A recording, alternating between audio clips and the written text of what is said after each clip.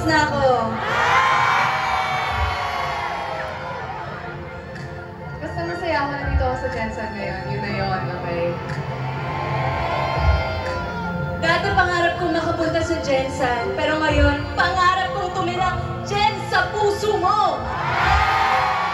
Dati wala akong favorite ice cream. Ngayon, Magnum na. Mag-number 1 kayo sa... I love you, Jensen.